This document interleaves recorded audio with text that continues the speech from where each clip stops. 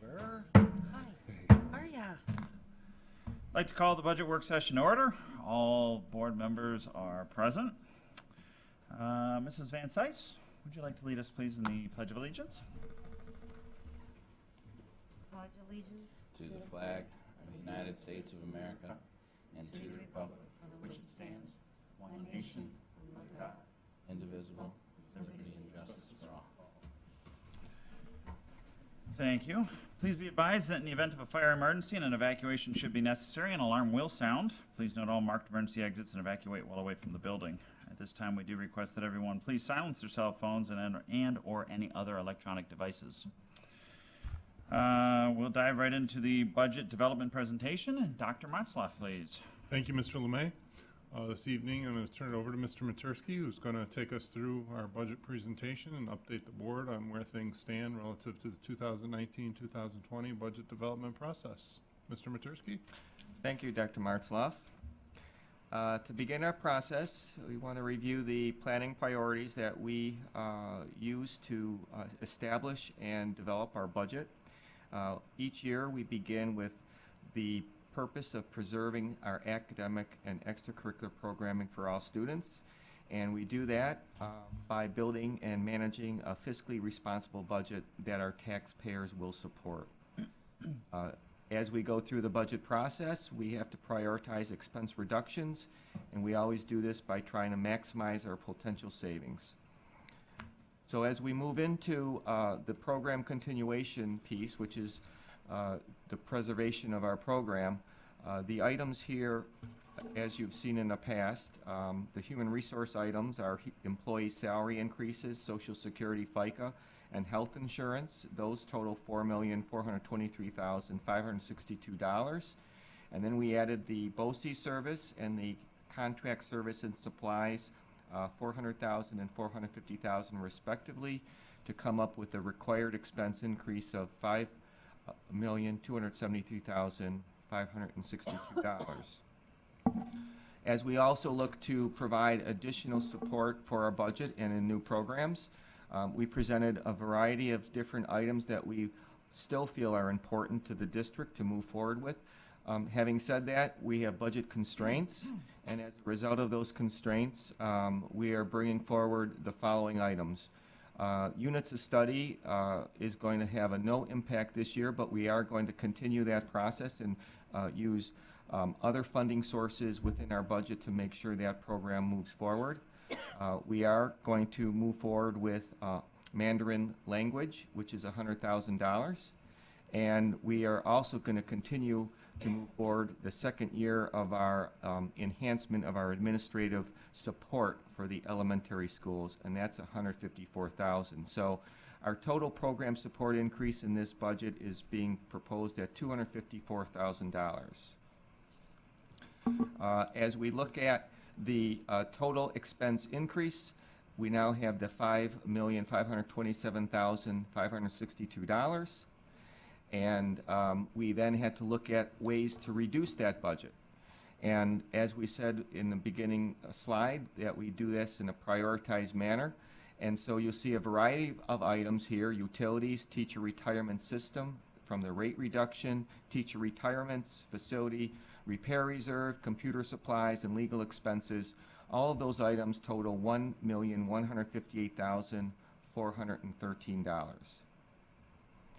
So on the expense side of the budget, the summary shows that when we reduce the increase amount from the expense reductions, we have a net expense increase of $4,369,149, and that provides us with a preliminary budget total of $195,184,838, which is equivalent to a percentage increase of 2.29%.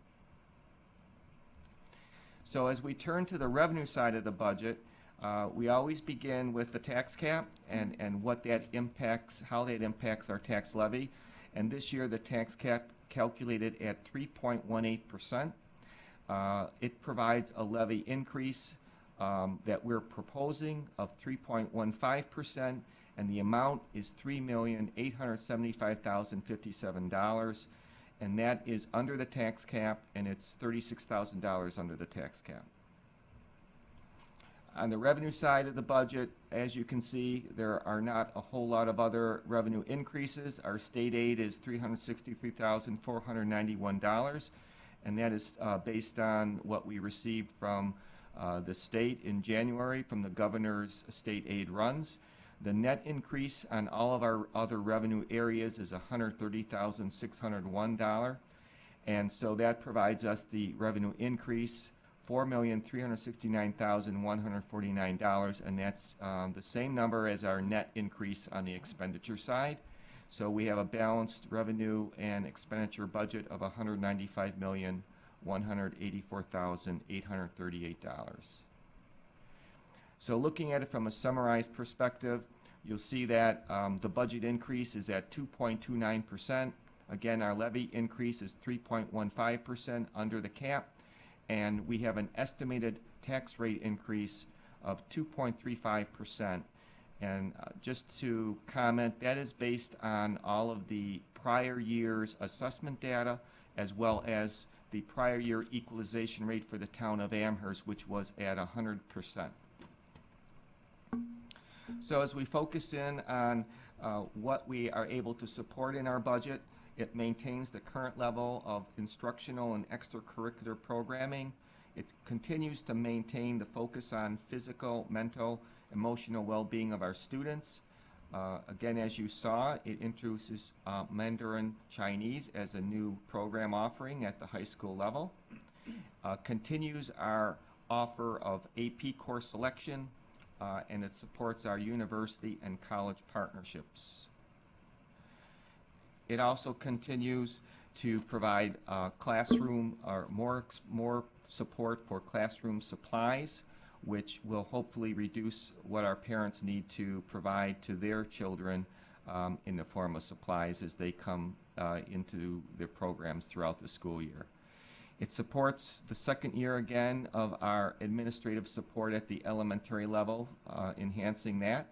And it continues to support professional development for all levels of the district, teachers, staff, administrators, and even our support staff. And it keeps the levy, of course, below the state tax cap amount. So the question becomes, if we do receive more state aid, what should we do, if anything, with it? I think Dr. Martzlock spoke to this at our last meeting, and I would say the exact same thing that he has, which is we've shared information throughout the budget development process on how there is caution being provided by New York State officials, Governor Cuomo, the comptroller, about where the state's fiscal stability is.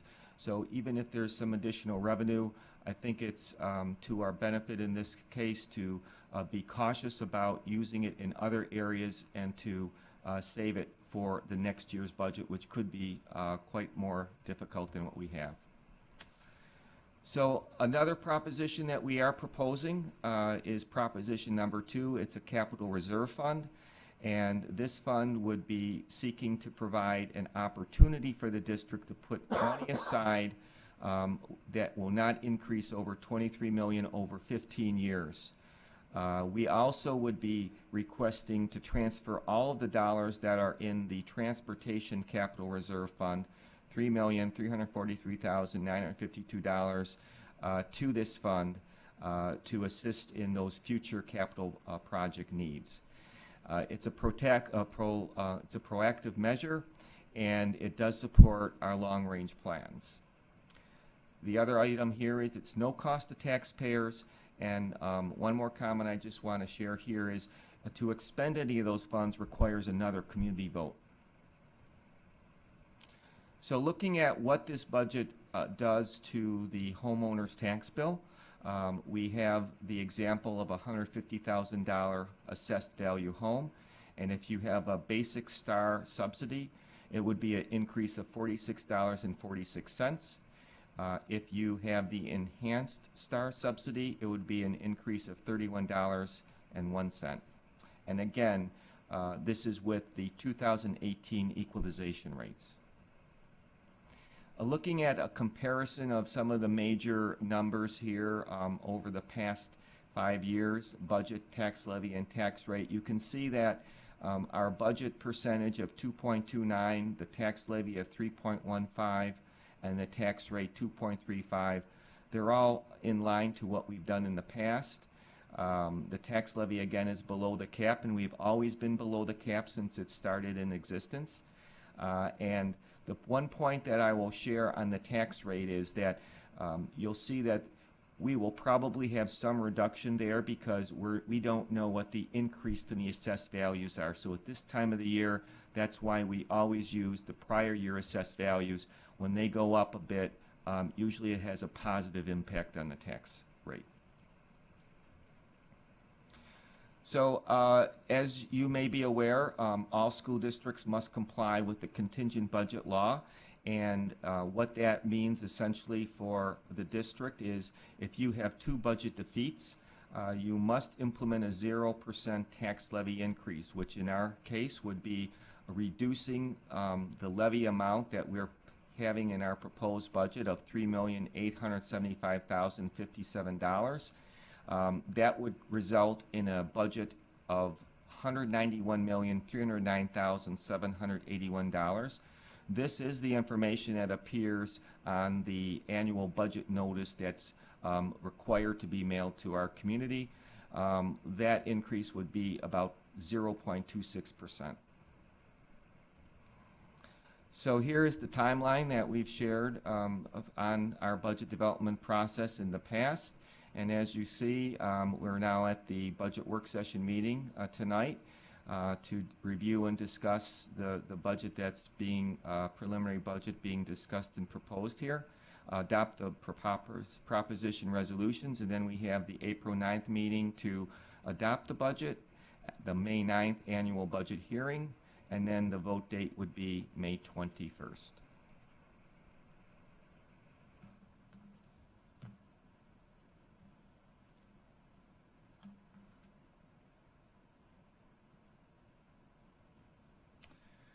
Any questions? Mr. Mecca? Sure.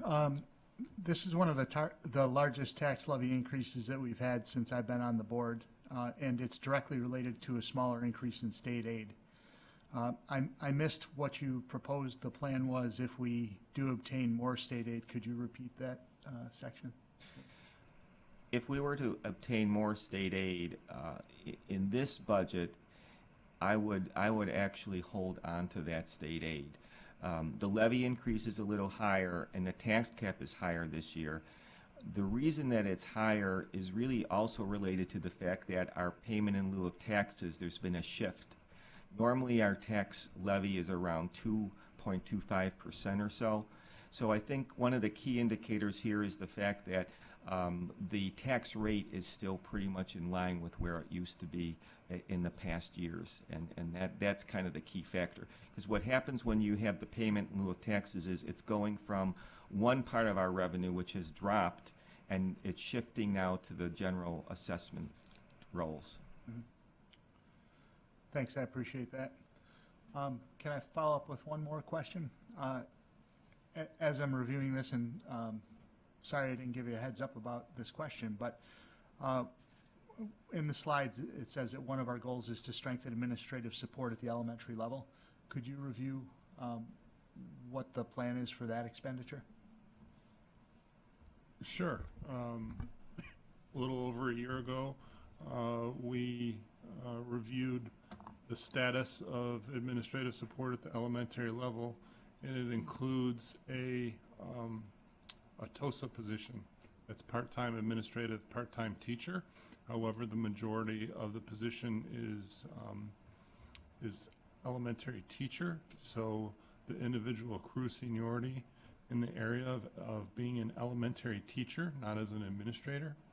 There's an issue with that with certification for administrators because you're not doing more than half of your job as an administrator.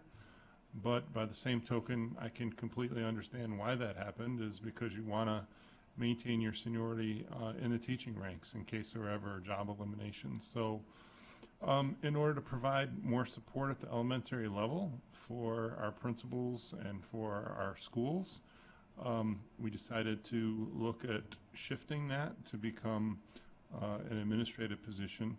And we had several meetings with the administrators bargaining unit, and we came up with the idea of a 10-month administrative position in order to save some money over a 12-month position.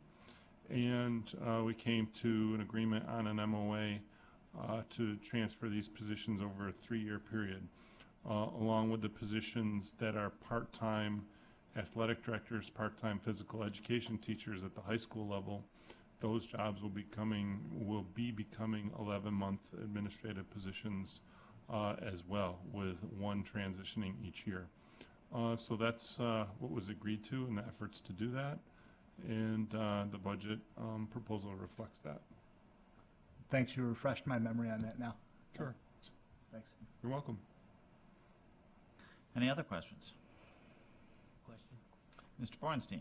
Just a follow-up to Mark's question, Dr. Martzloff. You may recall that I heard from the administrative leadership at Transit and Middle about their request for an additional administrative position. And I'm wondering if that fits into any of the plans, the long-range plans that you're describing here for elementary schools. Additional administrative requests for Transit Middle School? Specifically, they were looking for a second assistant a second assistant principal. I guess it could. It's possible. At this time, given our revenue constraints, it's not something we're ready to recommend. I've had conversations with the leadership at Transit about their request. And the fact that we're already making these changes in the elementary and high school level, we really need to get through those first before we look at adding more administrative positions. And then number two is, when we look at administrative positions, there's other needs across the district in terms of administrative support. So, you know, if we're going to look at Mill and Transit, for example, I'm not sure you'd want to do one without the other. I know we had some conversation earlier in the budget process about support for students that have English as a second language. So there's that potential position. So there's always needs across the district, and we have to sort of prioritize those. And last year we decided to prioritize the changes at the elementary and high school level. Right. Yeah, thank you. I didn't want to insert myself into the discussion about where these funds go. I just wondered if it was part of the longer range planning thinking that you were doing, that's all. And I think you've answered that question. Okay. Thank you. You're welcome. Other questions? Mr. Meyer? Yeah, Mr. Matersky, how do we plan into the budget unforeseen expenses? And do we have like a definitive amount that we're going to plan into the budget? Or? The normal budget that's developed each year, we always have some expenses that just come in under budget, and then there are some that come in over budget. And we do budget transfers throughout the year. Sometimes if the budget transfer is larger than we expect, you see it as a board when it's over $10,000. So normally in a budget our size, those gives and takes that happen allow us to handle that. If it's a real large item, then what we would do is we would have to overexpend the category, and then we would probably use fund balance at the end of the year to cover those expenses. Just so I have a sense of like to what degree we could cover an unforeseen expense. I mean, what ballpark numbers are we looking at that we could reasonably right now this year, I can tell you that the forecast, we're about $1.5 million more on revenue than our expenses. So we're close on when you look at actual revenues to actual expenses. So, that's really your determining factor to a large extent, because you want to have your revenues and your expenses very close to matching. So that would mean we would have that gap of $1.5 million right now, and that changes every year. Thank you. Other questions? Dr. Van Ader?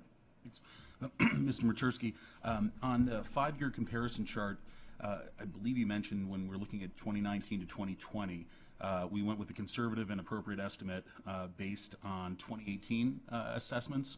How much does that normally, year over year, how much does that shift in our favor potentially? It has shifted by about 1% or so lower. We are almost always lower. The one caveat I would say this year that is very difficult to project is the fact that Amherst equalization rate is being projected to go from 100% to 95%. So what that will do is it actually shifts the amount of our tax calculation more to the Amherst side, because it's basically adding 5% on the assessment rolls because of that shift when it balances out amongst, even though it's small, Clarence and Cheektowaga. So what may happen on the individual tax bill is that usually the rates or the tax rate itself all falls because of the growth in assessment, but there could be a change in that may impact Amherst a little bit more than Clarence. Like, I would expect that to happen because of past circumstances. You will see Clarence and Cheektowaga's rates being negative, but Amherst will still be positive because of that change. So again, in a normal year, it's usually about a 1% down decrease to where it would be. Thank you. Other questions? Mr. Bornstein? Thank you. Yeah, sticking with that 5-year comparison, just for informational purposes, for my own education, you've already discussed the tax levy rate, but the tax rate doesn't make sense to me because it was in the 0 point something range for 3 years, then the negative 12.64% due to the reassessment, 0.86 again, which seemed in line with past years, and then up to 2.35%. Do you mind just explaining that difference in Sure. rate to me? So the way the calculator works is it's certainly based upon your levy increase. So the one thing that is influencing that higher rate increase this year, first of all, is the fact that the levy increase is a little bit higher than in past years. And that's due to, it's still under the cap, but it's due to that change in the shift in the pilots. So that's one major impact factor. And then the other impact factor is the whole idea that, again, you've got the way that the assessments and are created by the towns, and the fact that I am not including any growth in those assessments in the tax calculator. So again, if you have a 2% growth, a real growth in that levy, that's going to probably go down again to pretty close to around, maybe it'll be a little higher than 0.86 or something in that range, but it'll probably be around 1.5, 1.4, 1.3, somewhere in there. But rather than trying to estimate and put out a rate that is going to be too low, I'm conservative in using last year's numbers when I do the calculation. And that's why you said previously that this is sort of in line with past. Correct. Okay. Thank you. Welcome. Any other questions? Mrs. Beeger? Mine is not so much a question as a comment. I know that it's disappointing we don't have the amount of state aid that we had hoped for, and I know we still have a few days left to hope for more to come. And while it won't impact this budget proposal, the idea that if we do get additional state aid, that can help us next year and years to come. We received, or at least I received, an email from NISBA, which gives us some tools as a school board to advocate for state funding. And if everyone's in agreement, I would be happy to put together a letter to our local legislators, hoping to advocate for additional state aid if possible. It's something that the template was there, so it's really put together for us. It's more of just making it personal for our district and just letting them know that we're still hopeful to receive some state aid funds. So I would be happy to put that together if the board is in agreement of doing so. I support that idea. Thank you. Yep, maybe we can get something in time. We could all probably sign it this Saturday at the retreat, and then we can put it in the record on the April 9th board meeting. Thank you. Thank you. Any other questions? I have one for you, Mr. Matursky. Can you just briefly give an explanation of what the difference between the basic STAR subsidy and the enhanced STAR subsidy are, please? Certainly.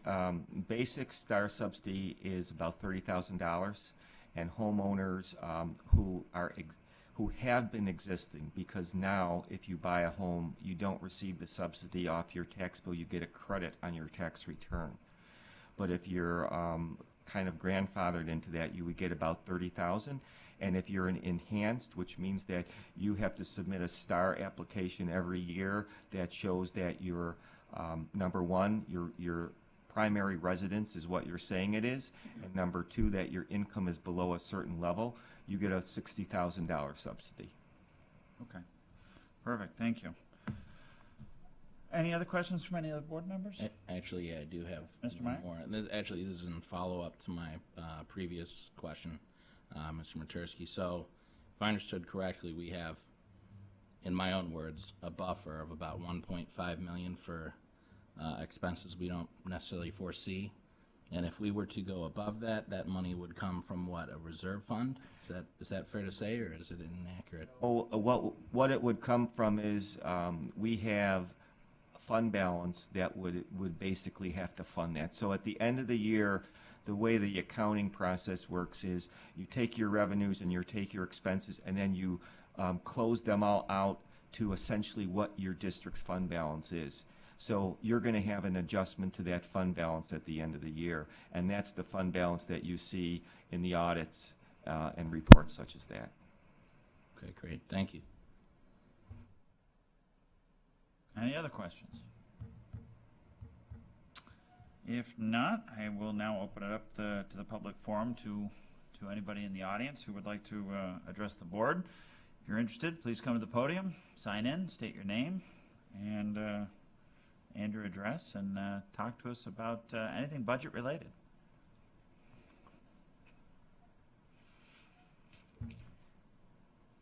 Without seeing anybody approaching the podium, I will conclude the budget open session. I thank everybody for coming and attending this evening's budget work session. We will have another budget work session and board meeting occurring on April the 9th. That's Tuesday in 2 weeks. Would someone like to make a motion to adjourn the budget work session at this time? Mrs. Beeger, is there a second? Mr. Borenstein, all in favor? Wait, discussion?